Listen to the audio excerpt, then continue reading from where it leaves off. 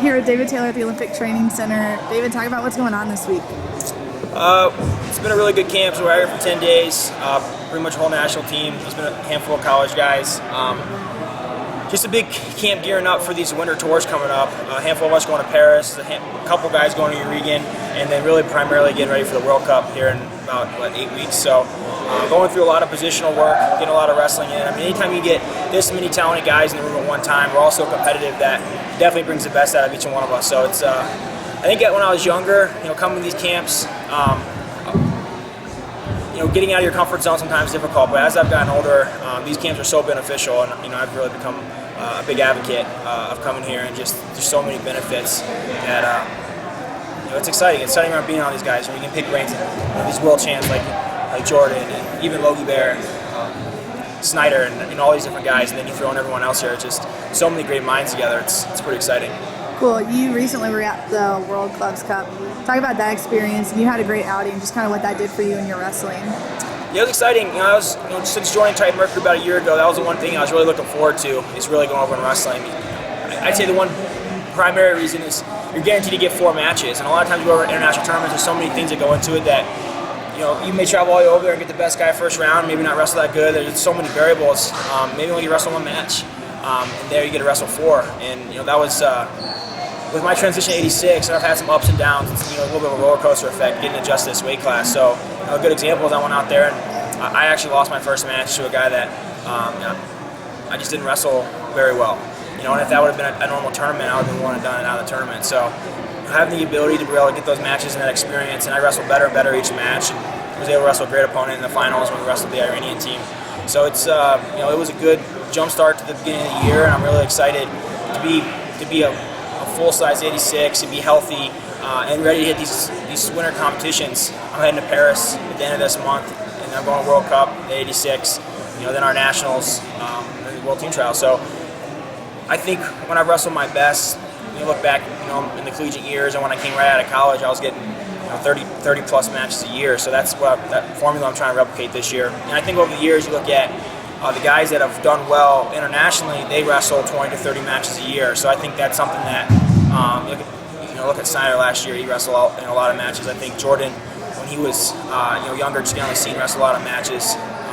Romanov wrestled a lot of matches last year. So I mean, it's definitely a formula, and I'm trying to follow that and get as many matches as I possibly can to be ready to be at my best when it matters. You talked about settling into the weight class a little bit and kind of what you're doing moving forward. As far as domestically, you've got an Olympic medalist in your weight. What do you have to do, I guess, going into those domestic competitions to make world teams and things like that? Well, I think the one thing, and I think that's the battle that we all face a little bit. I think, as Americans, we're so used to wrestling in college. You wrestle those, like I said, those 30 matches a year, and you graduate, and you kind of fall into this, these matches every 10 weeks, 8 weeks, maybe something happens, you get injured, and you go into World Team Trials with only a handful of matches. And that's been, I think, my biggest downfall the last couple of years due to injury or a big weight cut when I was at 74, is I just didn't get that many matches. So there's so much emphasis, all year round. It's be like we're not wrestling any matches and jumping right into the NCAA tournament, and that's just not something that we do. We wrestle 30 matches a year. So I'd say my biggest thing to get ready is to get these matches in and be my body and my mind be prepared and feel confident and go in believing that that I'm prepared. And I think over the last couple of years I've had doubts due to various reasons, and that's the one thing this year I'm approaching differently, is get these matches in and going with being ready to roll. Try to replicate how I felt like when I was in college when I think that I wrestled my best.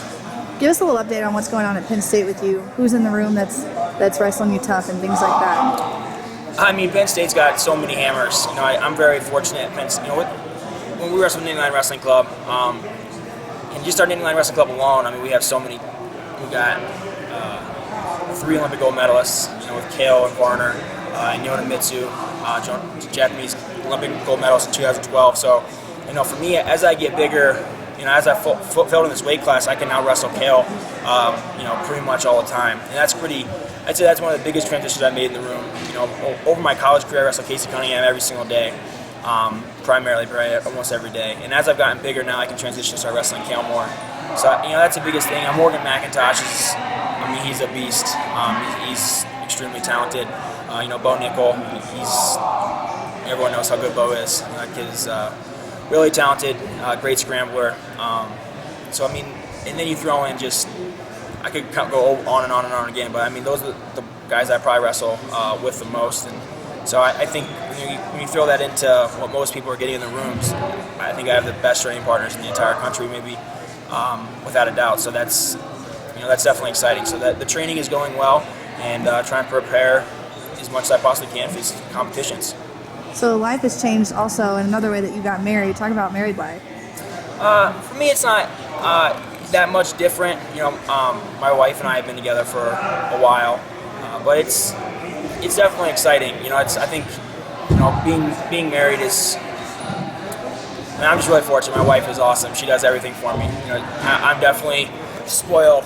She wakes up and she cooks me breakfast and makes me food all day long. And especially this transition up to 86, I wouldn't be able to do it without her. I mean, I can be lazy when I'm outside of the wrestling room, and she definitely is there for me all the time. And she always says that she's enabling me, but I'm very, very lucky. My wife is awesome. So I love being married. I'm a very lucky man. Very cool.